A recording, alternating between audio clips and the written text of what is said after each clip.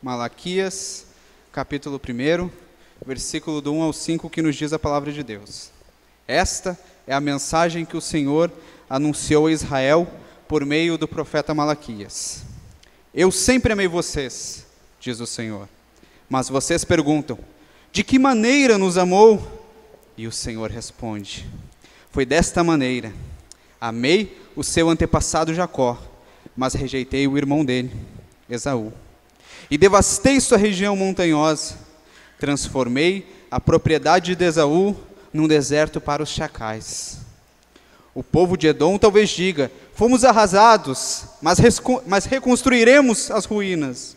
O Senhor dos exércitos, porém, declara, podem reconstruir, mas eu demolirei tudo outra vez. Seu país ficará conhecido como a terra da maldade, e seu povo será chamado do povo contra o qual o Senhor está irado para sempre. Quando vocês virem a destruição com os próprios olhos, dirão, a grandeza do Senhor vai muito além das fronteiras de Israel. Para nós entendermos um pouco desse texto, meus irmãos, se faz necessário que nós nos transportemos para o passado, a começar lá no livro de Gênesis. Primeiramente, Deus ele cria todas as coisas pela palavra do seu poder, e Deus viu que tudo que criar era bom. Deus ele cria o homem conforme a sua imagem e a sua semelhança. Porém, todavia, entretanto, o Senhor lhes dá um mandamento, que poderiam comer de tudo que havia no jardim, todavia, não poderiam comer da árvore do conhecimento do bem e do mal. Instigada pela serpente, Eva toma do fruto e come, e dá ao seu marido, que come juntamente com ela. Ali há um rompimento da aliança de Deus com o homem. O homem que outrora era imagem e semelhança de Deus, era feitura sua, era a coroa da criação do Senhor, ele se desvia e se torna inimigo de Deus. Ao chegar-se ao homem, o Senhor lhe pergunta, o que fizeram? Por acaso comeram do fruto que eu lhes proibi que comessem? E o homem, então envergonhado, diz que, Senhor, foi a mulher que tu me deste. O Senhor passa a proferir sentenças contra a mulher, contra a serpente e contra o homem. Mas Deus, em Gênesis 3,15, provê a salvação para o seu povo. Ele diz que da semente da mulher viria aquele que lhe feriria a cabeça e que ela lhe feriria o calcanhar. Através da semente da mulher, que sabemos que é Jesus, viria a salvação para a humanidade. Ao mesmo tempo que o homem se desvia e se rebela contra o Senhor, ele provê a salvação. Deus amou o homem, Deus nos amou, Deus ama o seu povo. E é por esse amor unilateral, dispensado único e exclusivamente a nós, que nós nos chegamos até ele. O homem nu, envergonhado, ao sair do jardim, Deus tece para eles roupas. Deus desde o início provê a salvação. Desde o início Deus provê para a nudez do homem. Posteriormente, Adão, Eva, têm filhos, chamados Sete, que viria posteriormente, Abel e Caim. Abel fez o que era reto diante do Senhor, ofereceu bom sacrifício, todavia Caim era iníquo. Caim era pecador, e Caim comete o primeiro assassinato da história da humanidade. Caim mata Abel. Deus dá então Sete como filho de Adão e Eva, e através da linhagem de Sete cresce um grande povo, e através da linhagem de Caim também cresce um grande povo. Todavia, aqueles que vieram de Caim tinham a marca da iniquidade de seu pai, e eles fizeram o que era mal diante do Senhor. O povo ele cresceu de maneira muito rápida e muito grande, todavia faziam sempre o que era mal diante do Senhor. Deus viu o que havia criado e se arrependeu de sua criação. Insta a salientar, meus irmãos, que quando a palavra de Deus se refere a se arrepender, não em nenhum momento está indo em contradição à imutabilidade do Senhor, mas sim é apenas uma figura de linguagem para dizer que Deus traria juízo à humanidade. Todavia, havia um homem que fazia o que era reto diante do Senhor. Noé e sua família eram tementes ao Senhor, e por meio de Noé, a qual Deus escolheu salvar, ele repovoaria novamente a terra. Os irmãos bem conhecem a história, não se faz necessário nós entrarmos nos pormenores, mas Deus manda um grande dilúvio sobre a terra e devasta completamente a raça humana. Mas Noé e sua família foram salvos através da arca, a qual o Senhor mandou que eles construíssem. Através da linhagem de Noé, Sem, Cã e Jafé, seria repovoado novamente a terra. Sem, como os irmãos sabem, como o pai do povo, de certa parte do povo do Oriente Médio. E através da linhagem de Sem, viria Abraão, e através de Abraão, viria o povo hebreu. O tempo se passa, a terra é novamente repovoada, e Deus chama um homem chamado Abraão, da terra de Ur dos Caldeus, que estava completamente envolto em idolatria na casa de seu pai. Deus os chama, manda que saísse da casa da sua parentela e que dele faria uma grande nação. Deus promete que da linhagem de Abraão, todas as nações da terra seriam benditas. Abraão e sua esposa Sara têm um filho chamado Isaque. Isaque toma para si como mulher Rebeca, e Rebeca dá à luz a 2 filhos, gêmeos, sendo Esaú o primeiro,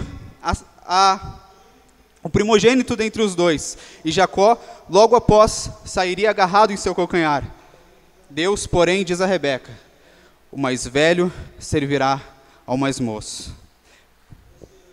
Posteriormente, Jacó tem 12 filhos, e através desses 12 filhos se dão ali os 12 patriarcas, são subdivididas as 12 tribos de Israel.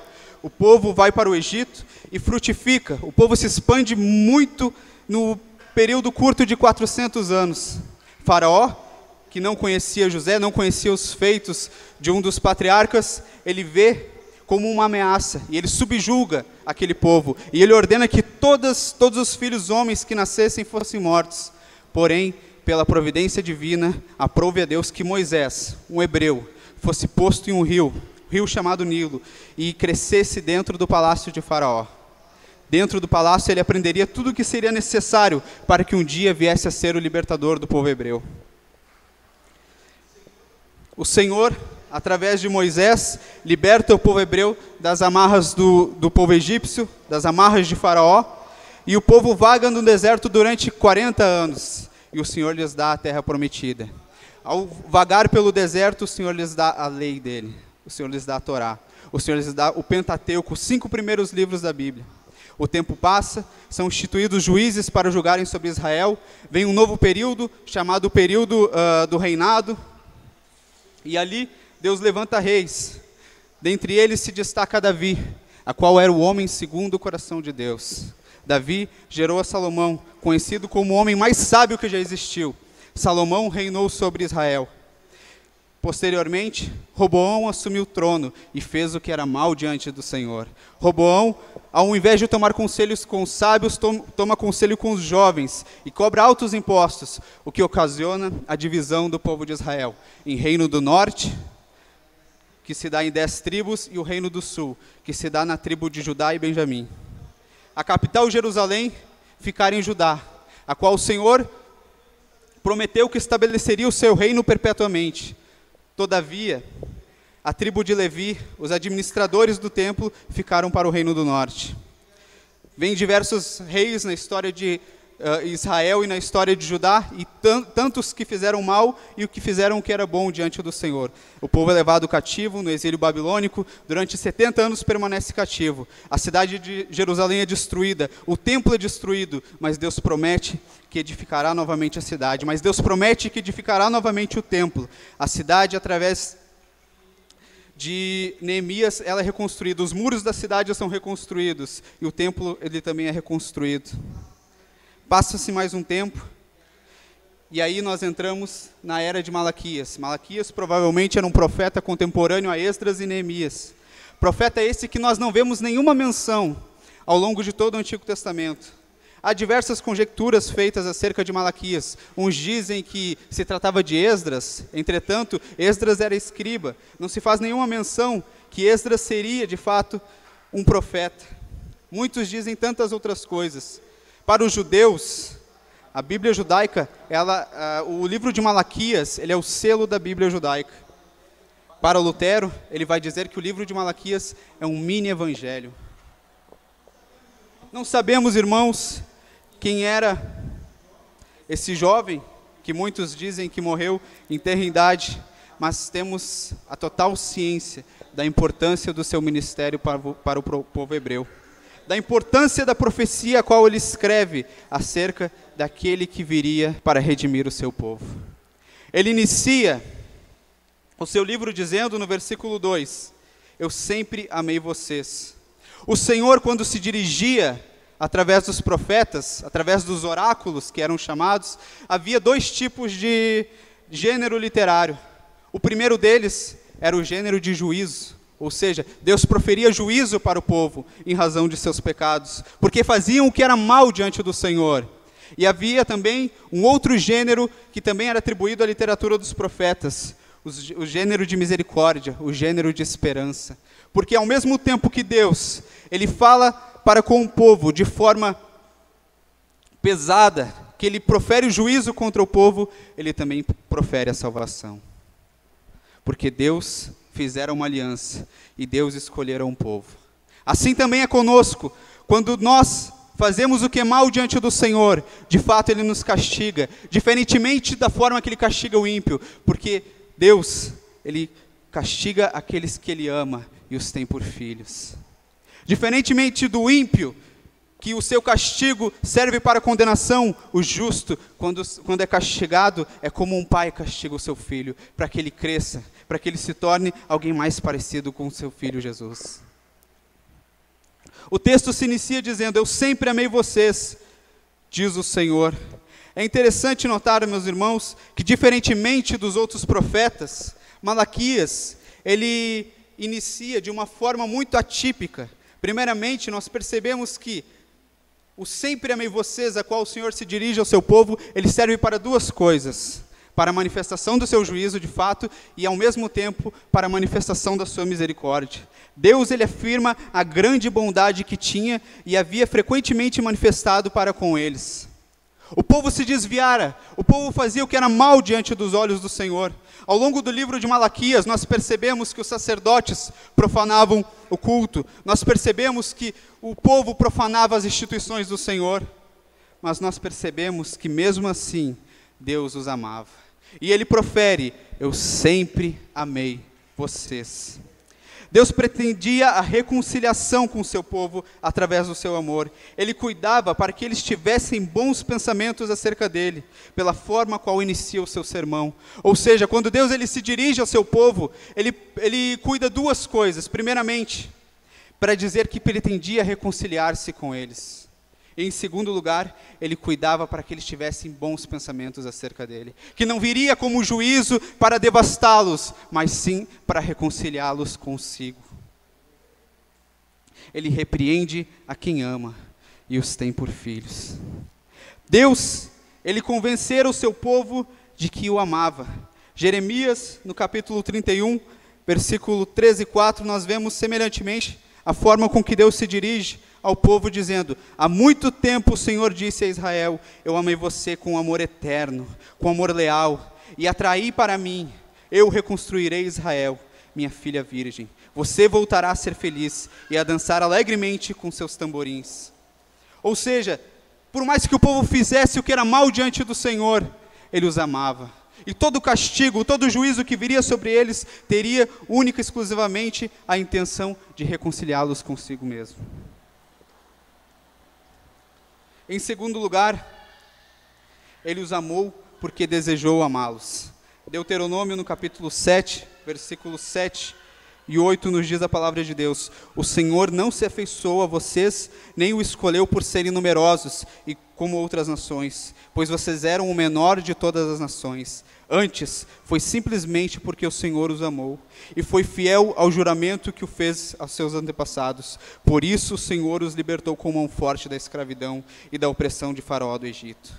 Ou seja, não dependia do que o povo fazia para com o Senhor, mas Deus os escolhera amar. Jacó e Esaú, não havia quem era melhor. Se tratava de dois homens iníquos que faziam o que era errado diante do Senhor, mas o Senhor aprouve amar mais a Jacó e a rejeitar a Esaú. O povo de Deus precisa ser lembrado constantemente do amor que o Senhor tem para com eles. Nós vemos em Oséias, em Isaías e Jeremias, quando o Senhor ele se dirige ao povo, ele sempre comunica que os ama. Semelhantemente, a igreja de Jesus precisa, de forma paulatina, ser lembrada de que ele os ama. O povo, nesse período, eles tinham a Torá, eles tinham a lei do Senhor, eles tinham conhecimento da história do povo, eles tinham conhecimento de que Deus os amava e que os havia libertado das amarras do Egito. Entretanto, os seus corações e as suas afeições estavam completamente direcionadas para si mesmos. Eles estavam ensimesmados, eles eram ímpios, porque o amor do Senhor para com eles era indiferente, porque o amor do Senhor para com eles soava como algo pequeno, porque eles tinham como mais preciosa a sua vida do que render graças ao Senhor. Em segundo lugar, eles duvidam do seu amor quando o Senhor ele profere. Mas vocês perguntam, de que maneira nos amou? De fato, essa pergunta ela diz muito mais coisas do que está ali. Deus ele utiliza dessa figura de linguagem, o Senhor, através do profeta Malaquias, utiliza dessa figura de linguagem para que ele diga ao povo, quando questiona de que maneira nos amou, eles estão dizendo, eles duvidam do seu amor e depreciam os exemplos deste.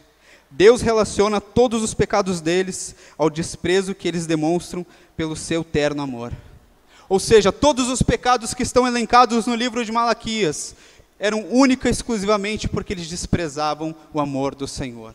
Quando nós pecamos e fazemos o que é mal diante do Senhor, é porque nós desprezamos o seu amor, é porque nós desprezamos a sua graça. Toda a generosidade de Deus é ligada ao seu terno amor, mas também toda a nossa impiedade é ligada à forma como que nós negligenciamos o seu amor. O pecado do povo de Deus denota ingratidão, e como consideram insignificantes o favor de Deus a eles dispensados. Quando nós vivemos uma vida de iniquidade, quando nós vivemos uma vida de pecado, é porque o que Deus fez soa pequeno, é porque o que Deus fez por nós soa insignificante. Deus os amou, Deus os tirou da terra do Egito, Deus os salvara das mãos dos seus inimigos. Todavia, isso de nada adiantava para eles. O povo ele era ingrato para com Deus. O povo se posiciona como se o favor a eles dispensado não fosse mais do que aquilo que eles já haviam retribuído. Quando o povo questiona a Deus, de que maneira nos amou, ele está dizendo, só isso que tu fizeste? Em outras palavras, poderíamos parafrasear, não fizeste mais que a tua obrigação. O povo questiona a Deus, de que maneira nos amou? Por causa da iniquidade do seu coração. Quando a igreja de Jesus, quando os filhos de Deus vivem em pecados deliberadamente, nós estamos questionando de que maneira tu nos amou. Quando nós vivemos de forma dissoluta, nós estamos olhando para a cruz e dizendo, isso não foi o suficiente. Isso é pouco. Em outras palavras, o povo de Israel queria que Deus materializasse a forma com que ele os amava. Quando nossas afeições estão destituídas da devoção ao Senhor, quando nossas afeições são condicionadas a nós mesmos, a primeira coisa que nós queremos de Deus é que Ele materialize o seu amor. Nós vemos como a palavra de Deus ela é deturpada nos dias de hoje. Nós vemos como pessoas fazem para si doutores conforme as suas próprias concupiscências, porque eles querem a materialidade do amor de Deus, porque o que Ele fez na cruz, porque Ele ter sacrificado o seu Filho na cruz do Calvário soa pequeno demais. O perdão de pecados não é o suficiente. Isso que leva os filhos de Deus a desobedecerem a Ele. Deus se ofende ao ter seus favores menosprezados, como indignos de serem mencionados. Os favores de Deus nem sequer são mencionados pelo povo, na forma com que eles questionam, de que maneira nos amou. Eles estão menosprezando tudo aquilo que Deus fizera por eles. E com razão, Deus se sente profundamente ofendido com isso e profere juízos sobre o povo. Para onde quer que nós olhamos, nós vemos a manifestação da graça de Deus. Para onde quer que nós olhamos, seja na aflição ou seja na bonança, nós vemos o favor de Deus para conosco. Porque sabemos que as aflições que nós iremos passar terão fim e irão culminar na vinda do Senhor, a qual nós viveremos alegremente e eternamente. Ele deixa claro, acima de qualquer contestação, que os amou-os de uma maneira diferente, e que de um modo especial os coloca em débito para com Ele. nós vemos nos versículos subsequentes que o Senhor responde a esse questionamento do povo, dizendo: foi dessa maneira, amei o seu antepassado Jacó, mas rejeitei o irmão dele, Esaú. Devastei suas regiões montanhosas, transformei a propriedade de Esaú num deserto para os chacais. A prova do amor de Deus para com o seu povo é a distinção que ele faz entre Jacó e Esaú, ou seja, entre os israelitas e os edomitas. O Senhor tem como objetivo que eles compreendam a distinção que ele fez entre Jacó e Esaú. Primeiramente, Jacó for aceito em um concerto com Deus, razão pela qual Deus entrega a Jacó e aos seus filhos a palavra da vida e os recursos da graça de Deus. Tais coisas são símbolos do amor de Deus. Jacó é amado porque os tem, mas Esaú é odiado porque não os tem. Não havia distinção entre Jacó e Esaú. Esaú, um homem da caça, um homem forte, um homem do campo, era igualmente imerecedor da graça de Deus. Ele era odiado por Deus de forma merecida, porque fazia que era mal diante do Senhor. Porque Esaú, ele ofendia a santidade de Deus em seus atos. Vale lembrar, meus irmãos, que ao chegar de um dia de trabalho, Esaú ele vende a sua bênção da primogenitura a seu irmão Jacó por um simples prato de um cozido. Devemos lembrar também que Esaú, ele desobedece à ordem do Senhor e toma 2 esposas da terra dos cananitas. Devemos lembrar também que Jacó, ele trapaceia o seu irmão, quando ele se veste de pelos e faz um cozido para seu pai, para roubar a bênção da primogenitura. Ou seja, Jacó era um mentiroso, Jacó era um enganador, mas Esaú também era pecador. Nenhum dos dois mereciam o favor do Senhor. Era comum naquela época que o primogênito recebesse a bênção do seu pai. Era comum naquela época que o irmão mais jovem servisse ao irmão mais velho. Todavia, aprove a Deus, em sua soberania, dar a bênção a Jacó. E tudo isso é por graça.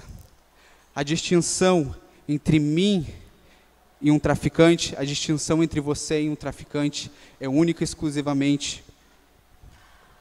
A distinção entre nós e um ímpio é única e exclusivamente que Deus manifestou sua graça para conosco. A diferença de Jacó e Esaú era única. Aprove a Deus amar a Jacó. Se Deus destruísse toda a raça humana e mandasse todos nós para o inferno, Ele ainda seria justo. Porque o pecado do ser humano ofende a santidade de Deus. Quando Deus fala a Rebeca que o mais velho servirá ao mais moço, demonstra a sua soberania ao distribuir os seus favores. Ele faz o que deseja com aquilo que é seu. Esaú era merecidamente odiado, mas Jacó era espontaneamente amado.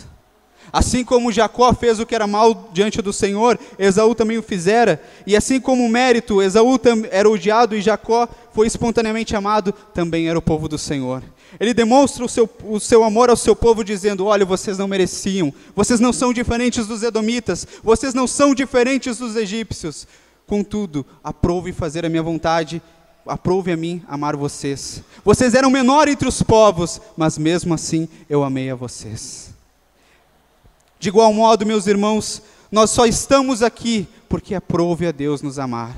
Porque aprove a Deus nos atrair para si com laços de amor e com cordas de misericórdia.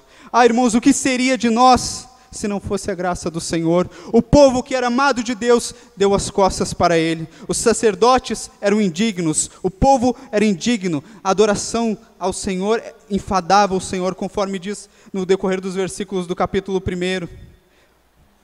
Quem dera um de vocês fechasse a porta do templo, para que se não acendesse em vão o fogo no meu altar. Eu não me agrado de vocês. Contudo, no versículo 2 o Senhor os diz: eu sempre amei vocês. Por mais que as suas ofertas sejam indignas, por mais que as suas obras sejam indignas, eu sempre amei vocês.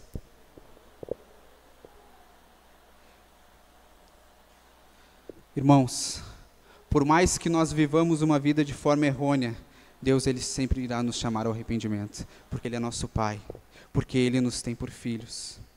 Em segundo lugar, Deus queria que eles compreendessem o que o bendito Senhor estava fazendo agora e ainda faria com eles, em conformidade com essa distinção que ele fizera entre Jacó e Esaú. Os edomitas serão tornados monumentos da justiça de Deus, e ele será glorificado através da completa destruição deles. Assim como a diferença entre os justos e os ímpios seja a graça de Deus, essa distinção também se dava entre o povo de Deus e os demais povos. O povo proveniente de Esaú, os edomitas, eles seriam monumentos da justiça de Deus, porque Deus manifestaria neles a sua justiça, porque através da destruição deles, o nome do Senhor ia ser glorificado. Os sofrimentos não teriam fim, suas cidades jamais seriam reconstruídas. No versículo 3, ele diz: mas rejeitei o irmão dele, Esaú, e devastei sua região montanhosa, transformei a propriedade de Esaú num deserto para os chacais. O povo de Edom talvez diga: fomos arrasados, mas reconstruiremos as ruínas. Entretanto, Deus diz: podem reconstruir, mas eu demolirei tudo outra vez. Seu país ficará conhecido como a terra da maldade, e seu povo será chamado de povo contra qual o Senhor está irado para sempre. A distinção entre o ímpio e o justo é que o justo é reconhecido como aquele a qual que o Senhor sempre o amou. O ímpio é reconhecido como o povo contra qual o Senhor está irado para sempre. Deus, ele chama o seu povo ao arrependimento, porque ele sempre os amou. Por mais que Edom tentasse reconstruir os seus muros, por mais que Edom tentasse se estabelecer, eles sempre seriam derribados, porque eles eram o povo a qual o Senhor está irado para sempre. O povo de Israel pecava contra o Senhor, o povo de Israel profanava os sacrifícios, mas eles eram o povo a qual o Senhor os amou, assim como a igreja de Jesus. Por mais que o nosso culto não seja como convém, por mais que nossa vida não seja como convém, o Senhor sempre nos chama ao arrependimento, porque Ele nos tem por filhos.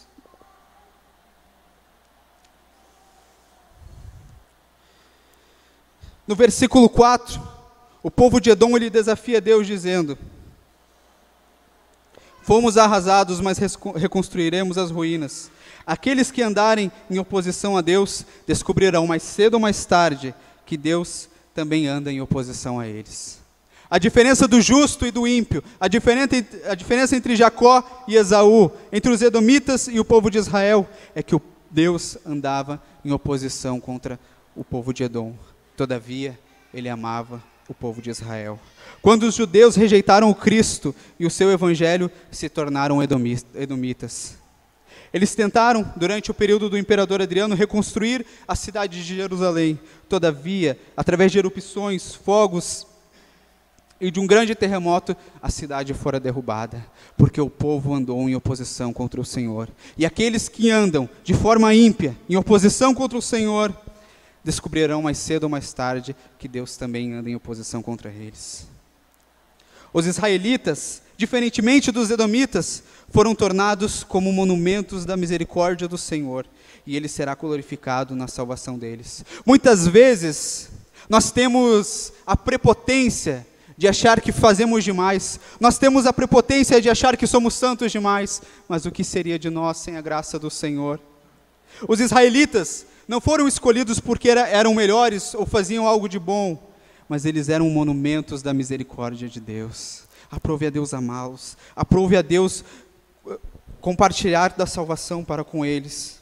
O Senhor dará motivo e ânimo para que seu povo o louve. O Senhor é quem sustenta a igreja, o Senhor é quem nos chama, o Senhor é quem estabelece a igreja.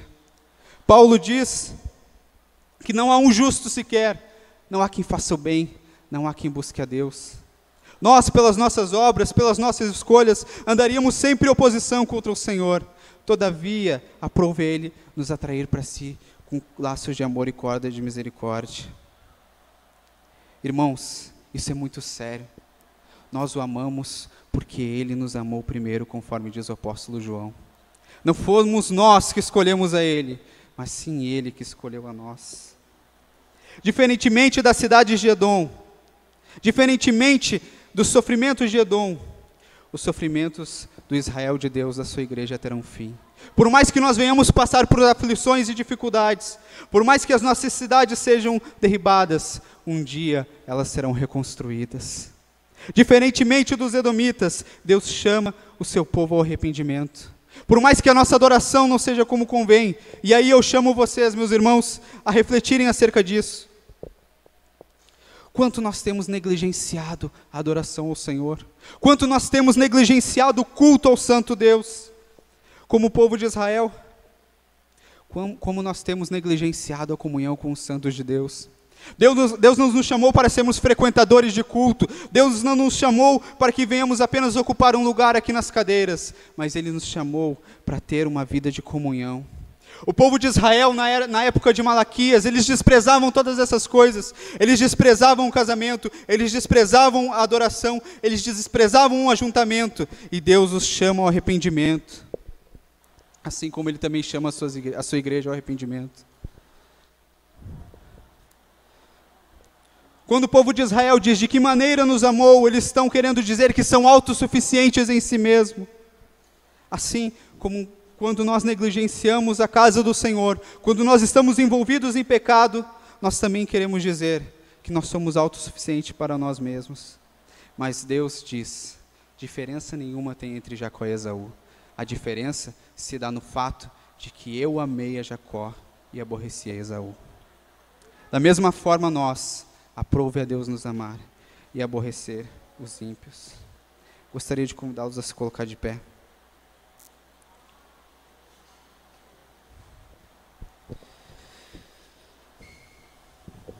O versículo 5 nos diz: quando vocês virem a destruição com os próprios olhos dirão, a grandeza do Senhor vai muito além das fronteiras de Israel. O salmista, quando ele se dirige ao Senhor, ele exalta e enaltece a sua grandeza. Quando o salmista se dirige ao Senhor, ele questiona a si mesmo. A característica de uma vida pecaminosa, a qual nós nos assemelhamos aos ímpios, é quando nós questionamos ao Senhor e deixamos de questionar a nós mesmos. O apóstolo Paulo diz que para cada um, examine-se a si mesmo. Da mesma forma, quando o salmista ele adora o Senhor, ele examina a si mesmo, ele questiona a si mesmo: o que farei eu para o Senhor, ante tamanhas obras de suas mãos, ante tamanho favor dispensado a mim? Perante o Senhor, ele se auto-questiona: o que faremos nós? Agora, quando andamos de forma dissoluta, nós perguntamos ao Senhor, de que maneira nos amou? Eu gostaria de orar com vocês nessa noite e dizer que para todos esses pecados, para os pecados recorrentes da igreja brasileira, há perdão em Jesus Cristo. Que o Senhor venha transformar os nossos corações, meus irmãos. Eu convido vocês a se arrepender nessa noite dos pecados. Eu convido vocês a se arrepender por terem negligenciado o favor do Senhor, por terem negligenciado os seus institutos. Para o povo de Israel, havia dúvida acerca do amor de Deus. Para muitos cristãos, há dúvida acerca do amor de Deus, mesmo mediante a obra da cruz. Quantas vezes menosprezamos a adoração ao Senhor? Quantas vezes menosprezamos ao Senhor? Quantas vezes questionamos ao Senhor? Mas há perdão em Jesus Cristo. O que Ele fizera na cruz é muito maior do que qualquer outra coisa. Havia muito mais poder de Deus envolvido na crucificação e na ressurreição de Cristo do que na criação do mundo. Que nós venhamos nos arrepender, meus irmãos. Que Deus tenha misericórdia das nossas vidas. Que nós sejamos monumentos da misericórdia de Deus. Que nós venhamos a reconhecer que Ele é único e suficiente em nossa vida. Oramos a Deus nessa noite. Senhor Deus, bendito e eterno Pai, nós chegamos em oração a Ti nessa noite para enaltecer, Senhor, para Te enaltecer, para dizer quão grande és Tu, para louvá-lo pelas obras das Tuas mãos, Senhor, para louvar a Ti pela Tua salvação em Jesus Cristo. Ah, Pai, quão falhos somos, quão pecadores somos, por quantas vezes nós questionamos a Ti, Senhor, por quantas vezes nós fazemos o que é mal diante dos Teus olhos, mas o Senhor é tão bom para conosco. Diferentemente dos ímpios, o Senhor nos põe como monumentos da Tua misericórdia, Senhor. Ah, Pai, converte cada vez mais o nosso coração, nos faz cada vez mais parecidos com Teu Filho, Senhor, que nós não venhamos questionar a Ti, mas que venhamos examinar e questionar a nós mesmos, Senhor, que o nosso prazer e o nosso contentamento, que as nossas afeições venham estar completamente voltadas a Ti, Senhor, que nós possamos ter na cruz a suficiência para a nossa vida, que nós venhamos ter na cruz do Calvário a mensagem suficiente para o nosso existir, Senhor. Ah, Pai, quantas vezes questionamos a Ti e queremos que Tu materialize o Seu amor através das coisas que usurpamos. Quantas vezes, Senhor, damos mais bola para outras coisas do que para a Tua palavra. Como temos Te negligenciado, Senhor. Ah, Deus, tem misericórdia de nós, Pai. Aviva-nos, Senhor. Aviva a Tua igreja, Pai. Aviva os nossos irmãos, Senhor, meu Deus. Aviva, Senhor. Invocaremos o Teu nome, para a honra e glória do Teu Filho, em nome de Jesus. Amém.